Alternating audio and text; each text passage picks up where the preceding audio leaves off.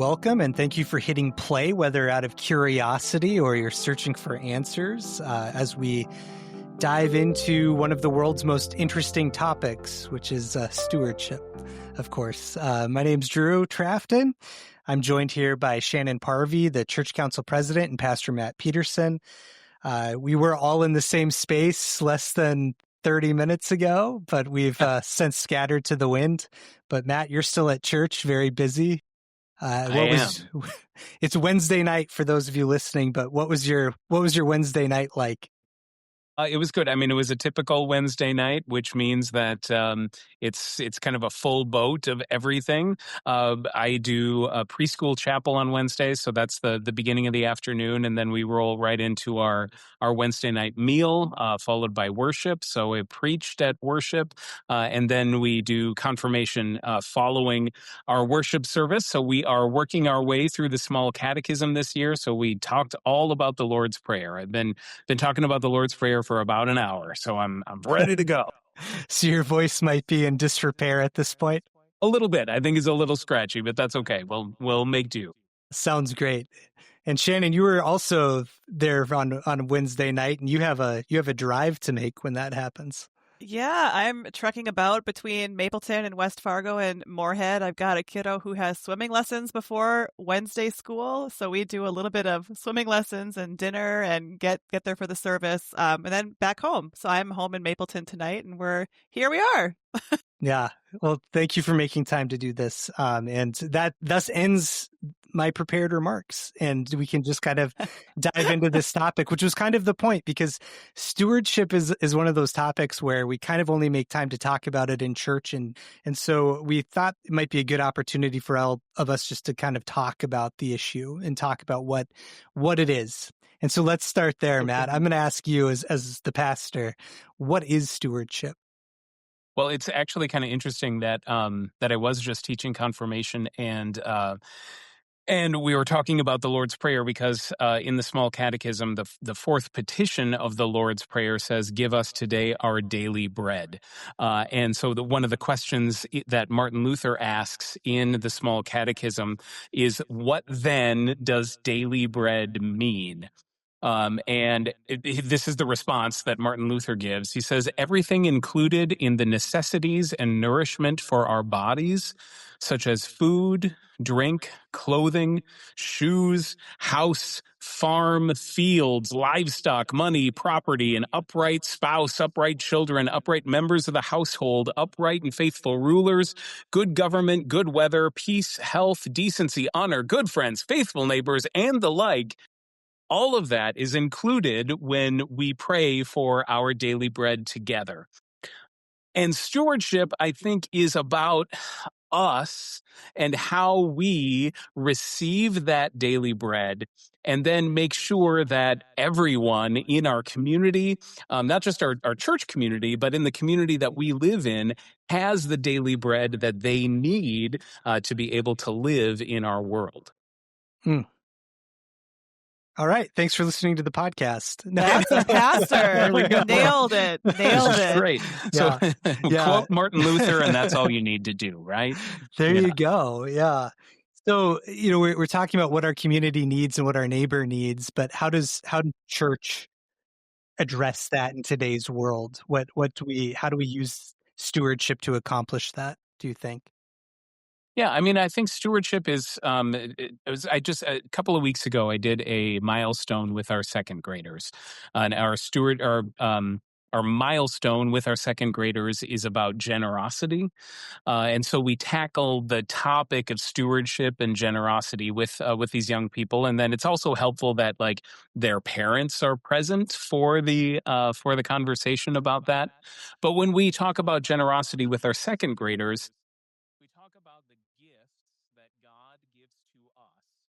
what is our response to the gifts that God gives to us, right? And at the second grade milestone, we talk about some different strategies of doing that.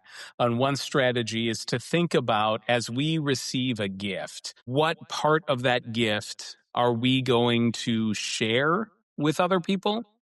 What part of that gift are we going to save for something bigger later on? And what part of that gift are we going to spend for ourselves, right? Because as we talk about daily bread and all the different things that come with daily bread, some of that is meant for us, right? And for our sustenance and for the things that we need to live in our life.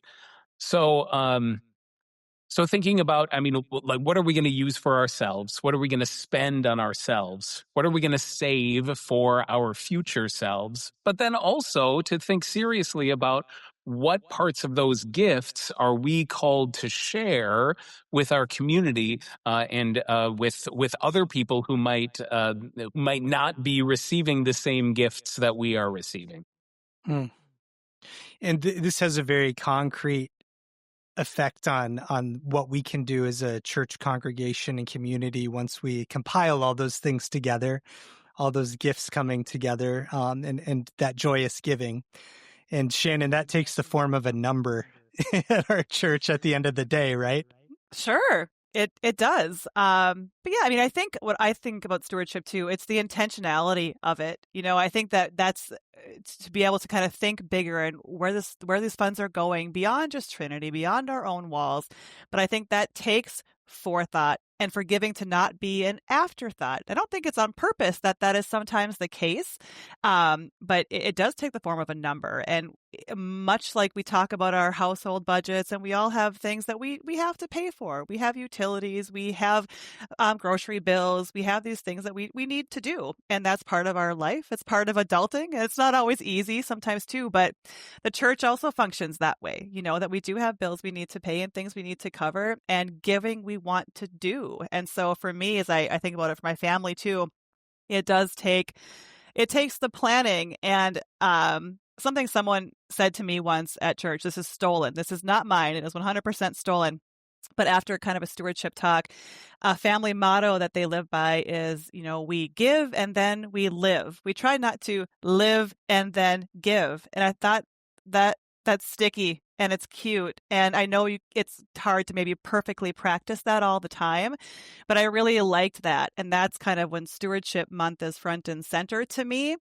That's what I'm thinking about, is it's a good time to kind of help us focus on how can we make sure we're giving first and that we're doing this as an intentional forethought and a first thing, especially at this time, trying to meet the church's needs and allow us to do good outside too. You give a lot of speeches at Trinity, and some of them have to do with stewardship. And so was that the result of, you know, the aftermath of a speech? Yeah, it was a reaction to one of the speeches that I had given, and that someone was listening. And I think that's great. People listen. Mm-hmm. You don't always know when we stand up there, and as pastors, I'm sure you don't always know how it's landing or how it's being received. We can't control that. But yeah, that one happened to just trigger for someone. That was kind of the theme or the message that they got out of that, and I liked that. I've shared that with my kids. Just to kind of get a good talking point. I thought that was a really great one. And that's how I think of stewardship when this time comes around each year, to try to remember to really make that be a goal for all of us, to help meet the numbers when we need that help, and to help us maybe catch up when we're behind and all of that. So it's a good time to really focus on that little message. I like it a lot. Yeah, I like that you said that was sticky, Shannon. I mean, that we give and then we live, right? So there are a few different not a few. There's like 10 million different strategies for stewardship, right? But one of the things that often gets talked about in stewardship circles is first fruits giving. And in the Bible, it talks about that we are called, right, to give our first fruits or our best fruits as an offering to God. And I think you're right on, Shannon, when you talked about that sometimes, right, that our giving, where human people are wired to think of themselves first, right? And to take care of our own needs. Or we even hear, right, you have to take care of yourself before you take care of somebody else. If you're on an airplane, part of the safety speech that they give at the beginning is, right, adjust your own mask before you adjust somebody else's mask, right? That's the mentality that we have as human beings. But we're called, right, through Scripture, and we're called by God to give first, right? To give our first fruits, to give the the best parts of the harvest as an offering to God, and then live on the rest of what's there. So I think, I mean, for me, when I have done that, right, I don't always do that because I'm still a human being, right? And I still think of myself a lot. But when I have thought about first fruits giving or thought about giving my best, that is where I've found the greatest joy in stewardship and the greatest joy in giving as well. Matt, is it hard to have conversations with people about stewardship as a rostered leader in the church, or is that something that you kind of just grow with and you begin to become comfortable with? Because money is an awkward it's an awkward thing to bring up with people. Yeah, no, and that is no different in the church. And I guess I've found, I mean, it's not, I mean, asking people for, whether it's money or anything else, like asking people to do stuff is a gift that I'm still growing into. And I think that, that's a gift that a lot of people have to grow into. But I've found that, it really helps to establish relationship first. I mean, trust is what everything is built on, right? And when you know someone, and if you've lived with someone or walked with someone for a length of time, right, that trust is there. And so I've found that, with people that we've built kind of a trusting relationship with, conversations about money or about relationships or about anything are a lot easier to have. And so I think that's where we can have conversations about money. And that's something that I've noticed about Trinity over the last 11 years that I've been here. I think that we have grown together as a community that really has a lot of trust in it. I see that in all parts of the congregation, right? I mean, the congregation is excited about what the youth are doing. The congregation is excited about what the children's choirs are doing. The congregation is excited about what the cathedral choir is doing. The congregation is excited about what's happening with our college students. I mean, there's all kinds of different components or facets of our being a light together that is fostering a trusting community. And when we have that trusting community, then we can have hard conversations together, right? Without worrying about being alienated from the rest of the community. And so with this stewardship campaign that we're doing right now, Dare to Be Generous, I don't know, and for those of you who aren't necessarily part of the congregation or don't know what I'm talking about, in our stewardship campaign this fall, have dared the congregation to increase their gifts to Trinity by 20% and issued a double dare for people to double their gifts to Trinity over the next year. But I don't know that I would have been able to do that. Certainly not 10 years ago, probably not 5 years ago. And maybe I wouldn't have even been able to do it last year. You know what I mean? But because it takes time to build those relationships and to build that trust to get to a point where, like, I'm not afraid to do that. I am trusting that the congregation will rise to that challenge. And so far, in the early returns of the stewardship cards, we're seeing a response to that dare, right? But that's, again, built on relationship and built on trust. Shannon, were you surprised to hear that Matt has a hard time asking people to do things? No.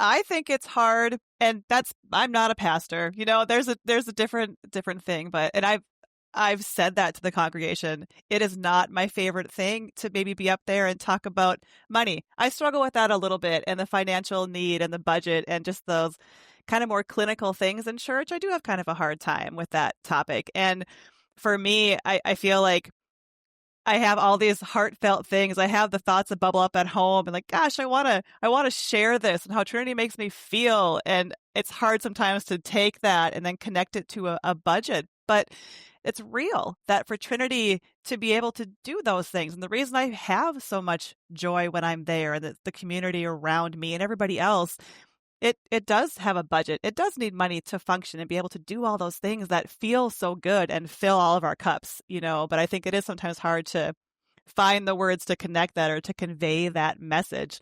But I also think it's important that we do it and that we make very clear what the asks are and be able to have those hard conversations, as Pastor Matt said. I think people need to know and be reminded that these needs are real and that they can contribute and that every single person and family really does matter in that way. So I'm grateful to be walking alongside Pastor Matt in that way and kind of growing in my skills too, to have those conversations that are a little bit hard for me or a lot a bit hard for me. But we care about this place a lot. And I know the people that we're surrounded by care about this place a lot. And so I think it's, I'm going to continue to keep working through that struggle sometimes to be able to have those conversations and learn as we go. But there's value to it. And I think it's, we do see the fruits of that and people are understanding the importance the more we just address it and kind of tackle it head on. And maybe too, it's important. I'm just thinking as you were talking, Shannon, about if maybe somebody is listening to this podcast who doesn't necessarily know like what our mission plan or what our budget is or how it's built. I think it's sometimes helpful for people to know that what we do here at Trinity is fully funded, or like 99.9% funded by the offerings that people give on a regular basis, right? So the income, if you will, if that's the right word to use for the church, but the gifts that we receive are just that, right? Gifts from the members. Like we don't receive any government funding.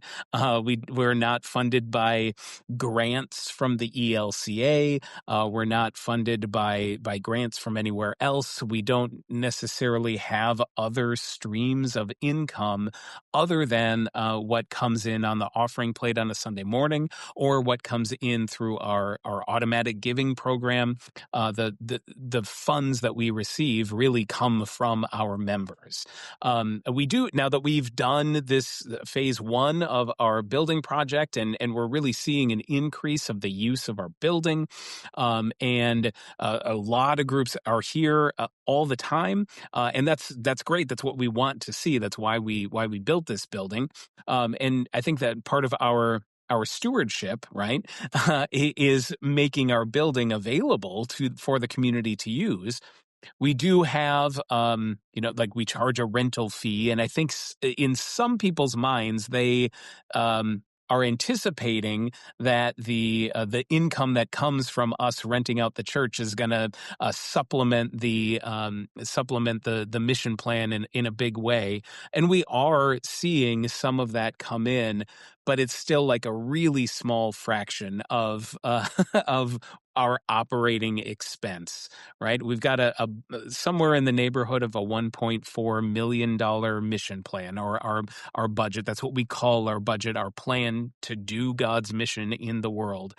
It's about $1.4 million, and that covers a whole host of things, all of our operational expenses, from the toilet paper that we have in the bathrooms to the electric bills, to our snow removal, the physical things, insurance costs, to our staff salaries, right? And the largest part of our budget is our staff salaries.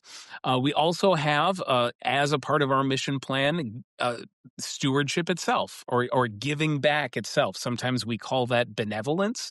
We give gifts as a congregation and support different other organizations in our community, like Churches United, Pathways, Lutheran Outdoor Ministries.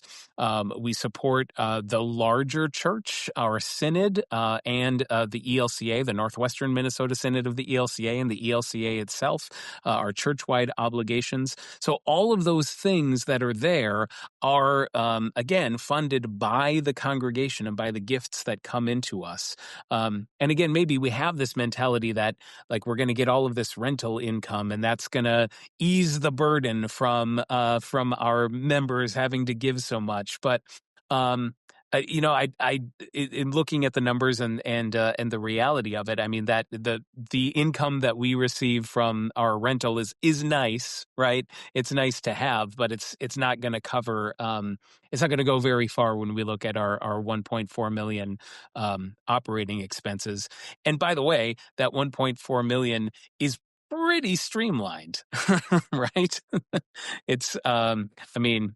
Yeah, we're being pretty efficient with the gifts that we bring in. I'm really glad, Pastor Matt, that you brought up sort of in broad strokes what that mission plan budget is and what it isn't. A question that I have gotten asked a lot in my time on council that I didn't necessarily expect, or a point that's been raised with me, is where does the money go? Not questioning like what the church is paying its employees or snow removal, not that kind of a thing, but maybe just more interest in what are some of the things outside of Trinity, like Churches United, like some of the school funding, pathways, lost and found. What are some of those other ministries that our money does go to? And so I think I easily forget sometimes that our mission plan budget does include all of those things and the bigger synod things that I'm not sure everybody knows that or understands that as part of the mission plan funding that we are raising. So yes, this stewardship drive and the funds right now, it is so much more and so much bigger than just Trinity and just us and just our people. So I'm glad you brought that up because it's a pretty streamlined is right. It is a very streamlined budget, but also that tick list, there are a lot of things in there beyond just operational stuff that our funds do go to and every single year go to that have an impact in a big way. So that's a topic too that I think people can dive into more. We could talk about more and specifically kind of what Trinity's funds and what these gifts do for more than just us. So I'm glad you raised that. But it's a lot. Things I have a hard time talking about or thinking about church as a business, because church is so not a business to the people it is here. Not, right? It's just not. And I mean, nobody thinks about it that way. And so when I looking at a budget, like I have a hard time reconciling those things sometimes and just remembering that. But there is that piece of the puzzle that the people that are there and helping the ministry function, there's a business aspect of that. And we've got to make sure that we as members are funding to make that happen. That's how we're able to do anything and how we're able to keep on being there each and every week. So I don't like that maybe to think about it that way. But there's a reality and that's important too. Yeah, thank you for bringing up all of those things that Trinity supports. Matt, you listed out quite a few there. Shannon, you listed out a few, but maybe we could touch on what are some of the really big ministries that Trinity funds? What are the heavy hitters that are there? Well, so, just as a model for stewardship, right? And I talked a little bit about first fruits giving earlier. Another strategy for stewardship is percentage giving, or sometimes we'll talk about that as tithing. That's kind of like an old school word. But I bring that up because we are called, right? And sometimes when we do stewardship campaigns, we think about giving as a percentage of our income. And there's a biblical mandate that says that we're to tithe, right, which means to give a tenth of our income to the Lord, right? It would say in the Bible, and so then we sometimes apply that to our stewardship, right? And we have in the past like asked people or challenged people to give a tithe of 10% of their income to the ministries of the church, or even to think about giving 10% of their income away in general, and maybe some of that to the church. I I bring that up because then that's kind of how the structure of our larger church-wide body operates. So there's an expectation. I don't know if expectation is the right word because I'm not sure how many congregations are actually doing it right now. But there's an expectation, right, that each congregation takes 10% of its gifts in a year, and then uses that 10% to support the synod and our church-wide expression. So like the national church, if you will. And right now, I mean, I think, correct me if I'm wrong, but I think right now on our $1.4 million mission plan, so the gifts that are coming in, and we may or may not quite make $1.4 million in our income, but I think we have on our mission plan $80,000 that is going out to the church-wide and synod expression. So it's not. I know our goal as a congregation has always been to try to get to that 10% level. Where whatever that is right now, it's like 6 or 6.5 or something like that, right? But I'd like to move us closer to that goal. Half of that money, that 80,000, goes to our church-wide expression, and half of it goes to the support of our synod. So you asked about what are some of the big numbers, right? Or some of the big things that we support. The synod and the ELCA are significant ones for Trinity Lutheran Church. And I mean, I'll brag a little bit. Trinity Lutheran Church has long been noted for its support of the synod and the ELCA in general.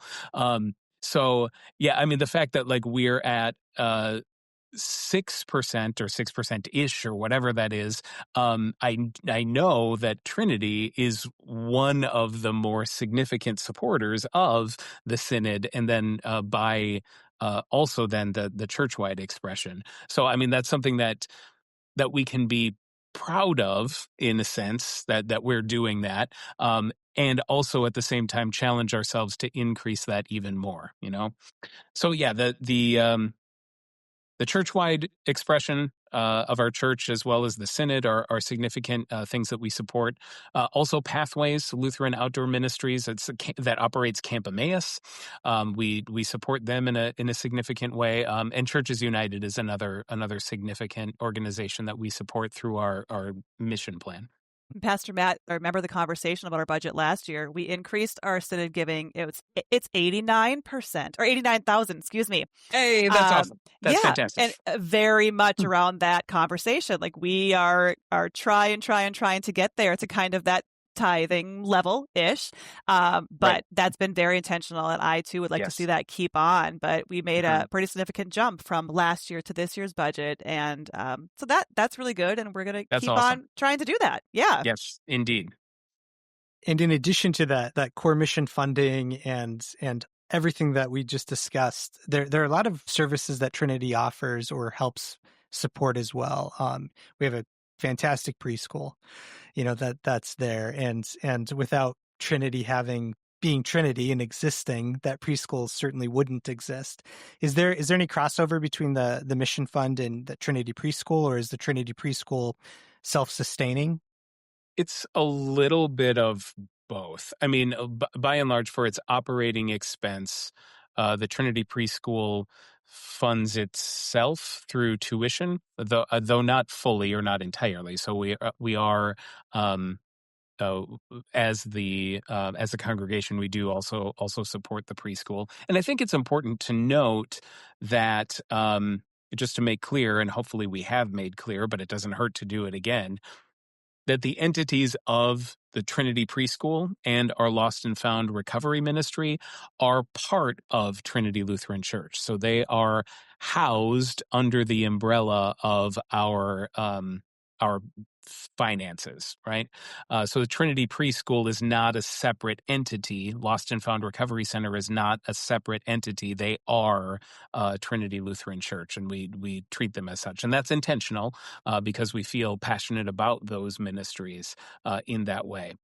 So that said, I mean, it's interesting. We have things that we support through our mission plan. So things that are line items on our budget, that are benevolences that we support.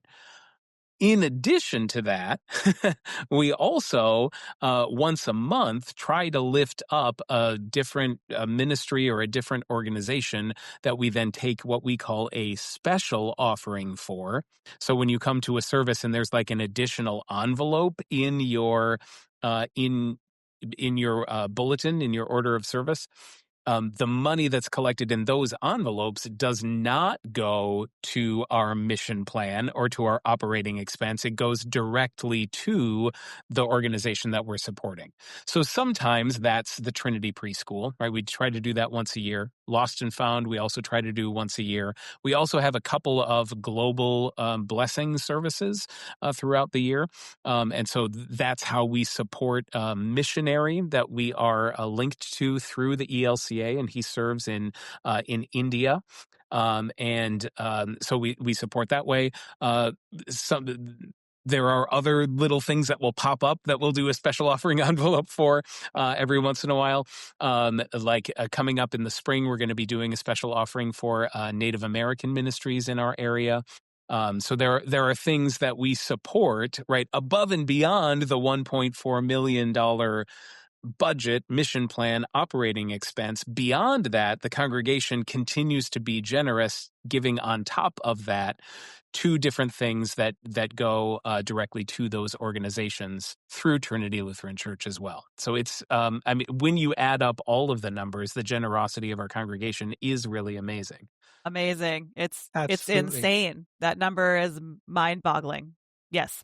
It seems like it might be a good idea just to donate to Trinity and let Trinity find a home for your money. If you're looking for charitable good to do. A capital idea, Drew. Speaking of capital, there's another big project that we've been raising money for, and we've been talking a lot about at church. You'll hear the stewardship campaign, but then there's also this capital campaign. And as someone who was new to Trinity a few years ago, I'm not sure anyone ever sat me down and said, okay, so this is the capital campaign and this is the stewardship campaign and this is where the money goes for each. But we do have a capital campaign that we're constantly raising money for too. And what is that in just very simple terms? I can let Shannon take the lead on this one. What a missed opportunity that no one sat down with you, Drew, and told you all about mission plan budget versus capital campaign. They probably knew they were barking up the wrong tree on that one. But there's so much truth to that. And I am with you 100% that before I landed myself in council somehow, I didn't know or understand the difference, or I don't know, didn't get it or was tuned in enough to maybe pay attention to that. So the capital campaign that is actively going, that is focused on the physical space, on our building, and started, well, we're midway through, but a huge remodel with the preschool is what the first step of that was. It is now our next phase has been completed, which is the Trinity Commons, our big open space that gutted the middle of the building that used to be a zoo, a series of mazes and secret tunnels. I am a directionally challenged person, and it's like it was terrifying to walk into Trinity in some ways. Where am I going to end up in what corner? It was just, I don't know, not a welcoming atmosphere that we so much feel the congregation wanted to be. And so that new space, that was a huge undertaking, over $10 million of an undertaking to make that space what it is. And it's beautiful and it's awesome. And it has been such a better space functionally for so many different groups, from Boy Scouts to quilters, weddings, any kind of venue and different kind of events and groups and conferences. So it's just for the community, again, not just Trinity, but those around us in Fargo, Moorhead, beyond are able to use that space. But a building project is never done. I shouldn't use the word never, but well, kind of. We have this beautiful space and we love it. The community loves it. But there's also still the maintenance that needs to be done to upkeep that space, and some projects that we just couldn't quite handle all in one big bite. There's some work still in our traditional worship space. There's still some updates in our CLC, our more contemporary worship space. But there are things that just, Pastor Matt, you were preaching about it tonight in some ways. buildings wear down, buildings wear out, carpet and chairs and tables and things that we take for granted. We need them to be there. We use them every time we are there.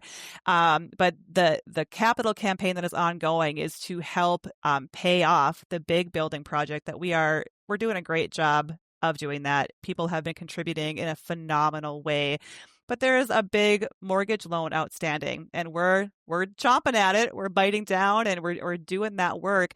But it's going to take a long time for us to be able to kind of get to that point where that loan is paid off. We can focus on even the next steps and things that the rest of our building needs, and keeping up the beautiful space that we have.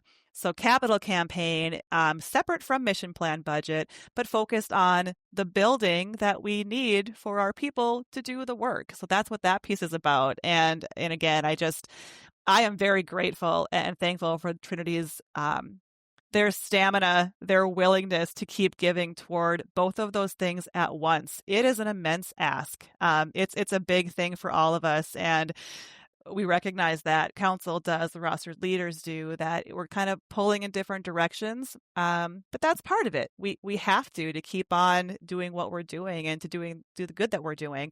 But the building is also important to not lose sight of, and make sure, again, we can take care of that space that we need to have. The generosity of the congregation is jaw-dropping when you do get to see it on paper, and it is quite something. But of course, that's not something we ever want to abuse or anything like that. And so there's this budget that's been built with to go back to the general fund. Have we been spending more and more and more money like every year, or does the budget stay relatively the same? How is it determined how that budget grows or shrinks? We are on our third year of a pretty flat budget, actually. That's been pretty much the same.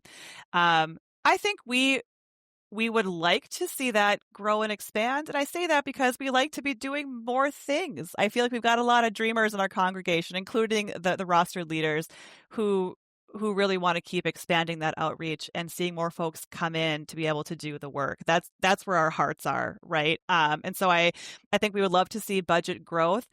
We are careful when we are ending the year in deficits sometimes and trying to kind of catch up. That's been our reality for a few years running. And so we want to be careful as we talk about planning that budget for the next year and not just going hog wild and making it a $2 million budget, because that'd be great. And maybe that time will come.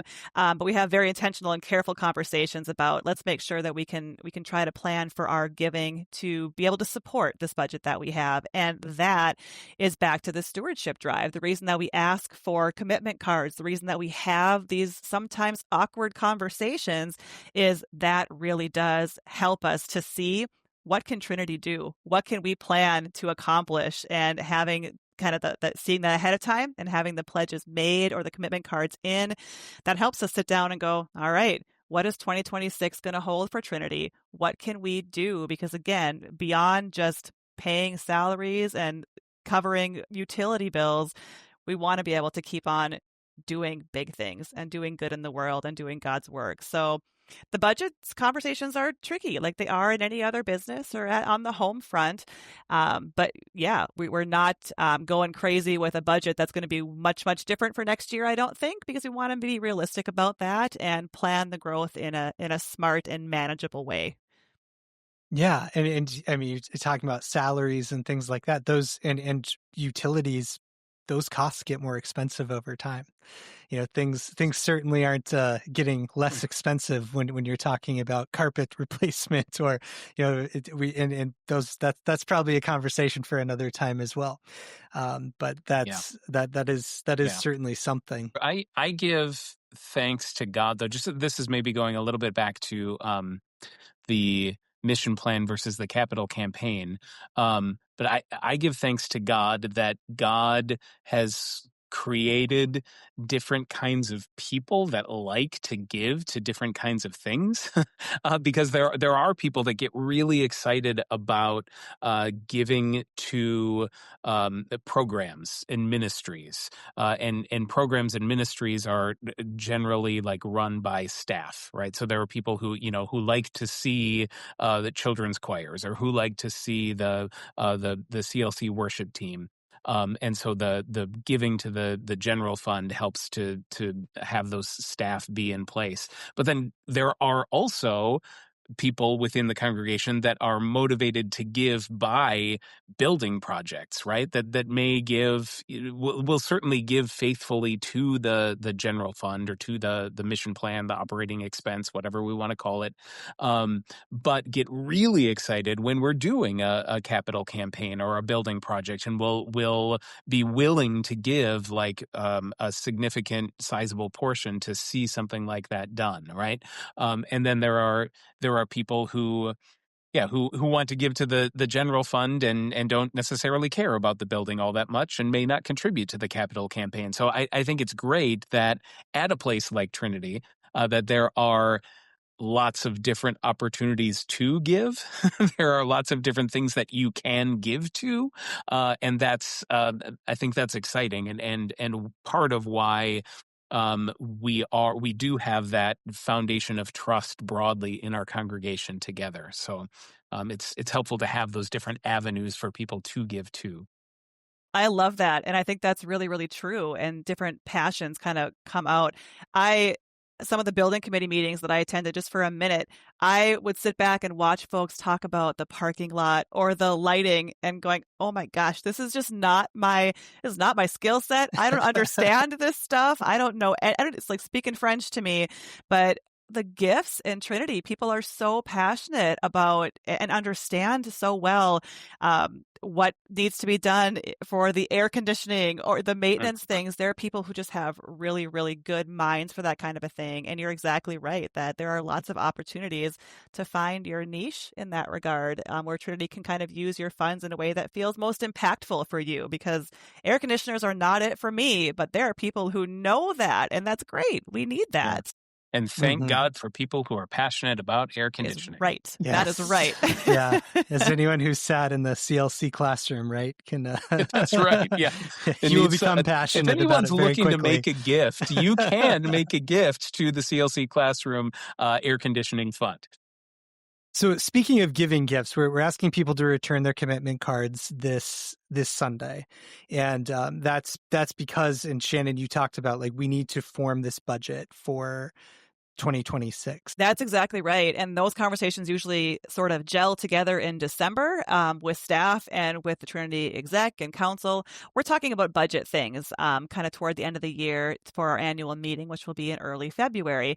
So that's exactly it. Chicken and the egg, that it's really helpful for us to have those commitment cards, and just we know it's not going to be an exact science. It never is. And giving ebbs and flows, and people will give more. All great. And we hope that continues, of course. But if you can help us to see it ahead of time and have the commitment cards in, it helps us to know, again, what we're able to do or expect to be able to do. It helps us plan the big giving to those ministries that Pastor Matt was talking about, and to plan for things that Trinity can do in our own walls too, and how to use our time and our resources. So it's like anything. The more far in advance we can see it, I think, the better we're able to kind of perform and do those ministries and do those things. Makes sense. That makes a lot of sense. And these commitment cards that were sent out, Matt, people probably have them. They were able to pick them up at church, all of that. But you can give gifts of different sizes at different times, correct? You can give weekly, Absolutely. monthly. And there's spots on the cards to indicate how you would like to give, right? There are people who really like just the physical feeling of placing something in the offering plate that's there, and that's awesome.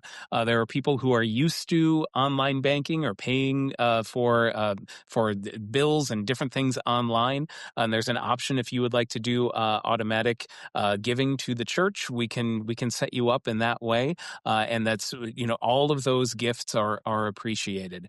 And then on the card itself, you can indicate if you'd like to have that happen weekly, or have that happen monthly, or if you're the kind of person who likes just to give it all on on your birthday, on one particular day, you're certainly welcome to do that. But the cards themselves then again are helpful for us to be able to plan for what we might expect to receive in the next year. I do want to make the point too, and I know it's been said, but every size gift really does make a difference. And I try to talk about that. And I know, Pastor Matt, I know that we try to hammer that point. I'm not sure it always hits home, but different people at different points in life can afford different things. And if you don't think that your $100 this month or your $5 that week makes a difference, it really does. And when all the giving families are individuals, when you put that together, take a minute with your calculator, truly, and look at the impact that would have if everyone did that one thing one time in the course of a year. It is real. And so I just really want to convey the point that whatever you are able to do or find time to do and a space to do in your budget, it does make a difference. And so don't think that your contribution is not enough, because it is, and it matters in a big way. And I should say there's another utility of the commitment card itself outside of stewardship. It also helps us just keep our records straight. So if people's emails have changed or phone numbers have changed, or if you've moved and you have a different address, sometimes people don't always think of telling the church those things. And it's helpful for us to be in contact and in communication with people. And filling out this stewardship card helps us make sure that our database is as up to date as it can be. It is very impressive. I haven't obviously seen the database, but the work that goes into keeping addresses straight, all of that, keeping up with people is extremely impressive, and it's work that goes unthanked for the most part. The people who are doing that week to week. Yeah, well, But our staff will appreciate appreciate hearing that from you, Drew. oh, That's good. Yeah, yeah, make sure indeed. they know that I said it. Yeah, you If they bet. don't listen to this, no. But one other thing that I learned about through that process was some people do give very large gifts at the time of their Mhm. passing, or they'll set up estate gifts and things like that. Who would they want to talk to about doing that if they were thinking about that? Anybody's individual financial planner, first of all. If you've got someone in your life that you're comfortable with, they will have really great ideas. End of year is a good time for tax planning purposes too, and so I think that's one really good thing. I will throw Paul Holton's name out there. He's passionate about this, and I know he's been very educational for me when I've had kind of some questions about what that might look like from an estate planning standpoint. So I think he's got some good ideas, or it might be a good resource to put you in the right direction. But yeah, that's something that, again, talk about things that are maybe a little bit awkward to address. Estate planning is Sure. one that people put off because it's easy to put off, or I don't want to think about that right now. But those gifts have been such a blessing to Trinity in the years that I've been able to see them come in, and have really, at times we've felt a little bit worried about the budget or a little afraid about how things look coming into the end of the year. People, again, I'll go back to the foresight and the planning to think about, I won't be there in that space, but this can really impact and help that place that meant so much to me in my life. And so that's something that I think is, you're able to set it and forget it a little bit, but that those dollars, as they grow and as your estate, whatever happens, a piece of that going to Trinity can have just a really huge impact that you may not be here to feel, but we will. The generations behind you will, and that's such a nice thing to do, I think. And some conversations can go a long way to making that happen. So that's I'm glad you brought that up, Drew, and something we can do that's maybe easy once you just kind of bite it and take care of that. Yeah. You don't have to keep doing it over and over again, but there are some great strategies in that way to talk to folks to make that happen. Yeah, Paul Holton, I should mention, is a member of council, so he's a good trusted person who has Trinity as a one of his passions. I'm also very happy to talk with anyone about estate planning as well, or to kind of navigate that with you or point you in the right direction. And Kristen Hatfield, our business administrator, would be a helpful person to have a conversation with. And I'll just echo, Shannon, what you said. I mean, some of the estate gifts that we have received just in the 11 years that I've been here, and I know that estate gifts have been happening long before that, but have had significant impact on our capacity to do ministry together. So again, I highly encourage people to think about that and to include Trinity in your estate planning. So it's helpful if that comes into our mission plan, our general fund, but it can also go to some other things like you may have seen the Trinity Preschool bus, or if you've been to the Greater Moorhead Days Parade or the Concordia Homecoming Parade and seen that bus in those parades. It's not just in the parades. The preschool uses it every day to bring kids from elementary schools here to Trinity, but that bus was made possible through an estate gift, and there's lots of pieces that are here that come through that way. So it is definitely a significant part of our life together. As a baby Lutheran, I've been reading a little bit of Martin Luther here and there, and I know there's this anecdote that's kind of attributed to him, and I think it goes something along the lines of, if I knew the world would end tomorrow, I'd still plant an apple tree today. Yeah, and that's kind of speaks to that idea of stewardship in a sense. Yeah, absolutely. Before we go, I know there are of course a group of people who, treasure is not something they can contribute when it comes to stewardship. And I think both of you have spoken to this, but, I think you hear a lot in stewardship conversations about time and talents also being something that could be given when it comes to stewardship. And I was just curious if either one of you had anything to say about opportunities that people could look for. And maybe, not just people who can't contribute their treasures, but people who also have time and talent to contribute when it comes to stewardship. Trinity has 1 billion light groups, and that's for a different podcast if you don't know what a light group is. But they're little pockets of people, and they're cooler than committees. They're not committees because that word freaks people out sometimes, I think, but just have different interests, traveling or quilting or baking or cooking. I'm not going to be able to get them all out, but there are lots of little pockets of people at Trinity who meet to do all kinds of different things. Part of it is community for them, and it's a social aspect and being able to talk about God and have Bible study and some of those things too. But there's a lot of faith going on there. There's also just good work going on there and doing good deeds for other people. So there is a spot for that. Front desk help, volunteering to be a greeter, to be in a hospitality team. We love people at Trinity. If you don't know us, come and hang out with us because we really like to interact and just meet and welcome everybody. And so there's just lots of places that physical presence at Trinity, there is a space for you. Whatever you want to do there, we've got a group that can help make that happen. Children's ministry is another area, youth ministry. We have college ministry that's blossoming right now. So whatever your age, whatever you're into, there are things and there is a place for you at Trinity for sure. I mean, the number one resource that we have as people is time, right?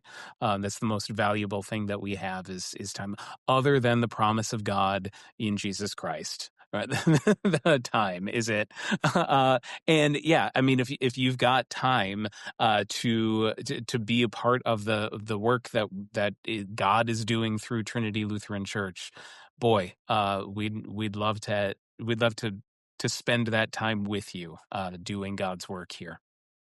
Great. Well, thank you so much for both of your time this evening. Really appreciate it.